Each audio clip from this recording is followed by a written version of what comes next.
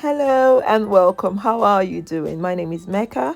I live in the south of England. I grow most of my vegetables, and once upon a time, I healed my body from chronic fatigue and fibromyalgia using life giving foods. Now, this is one of the foods that I've incorporated into my diet. This is Teff, fermented Teff. Okay, this is how I preserve it in my freezer. I make it and I preserve it, and we can consume it whenever we need it. Okay, and it's not so complicated, so come in and I'll show you how this is done. Now, teff is a world superfood. It's one of the tiniest grains out there. It's great for celiacs and gluten sensitive people. I, for one, am gluten sensitive. That's why I use it. Now, I am culturing it or starting the fermentation with a starter. This is ogiri or fermented locust beans. Okay, I'm doing this because I want to introduce extra good bacteria to the fermentation process. You totally don't need to do this. Fermentation is so good for you. Fermentation produces lactic acid bacteria. Okay, most fermented foods are pre-digested by this bacteria and help your body absorb it easier. It also improves the nutrient availability, improve your mood as well. Yes, gut health is linked to brain health and can also even help with lactation and can also support heart health. So after fermenting it, which happens for about 5 days in this culture with unchlorinated filtered water, I blend it into a fine paste, and now it's time to sieve it.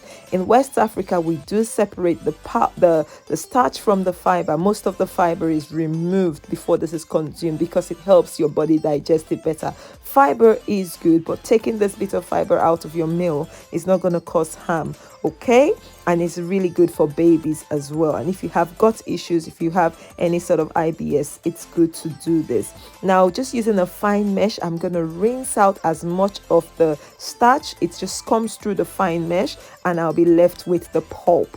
You can use the pulp for baking, but I'm not doing that. I'm just going to discard this into my compost heap.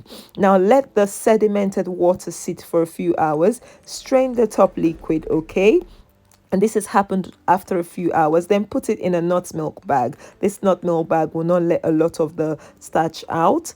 Let it sit in this bag overnight with a little weight on top of it, after which you have this massive lumps which you can actually mold and freeze, which is what I do.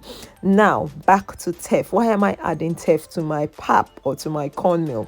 Teff is a superfood, like I said earlier.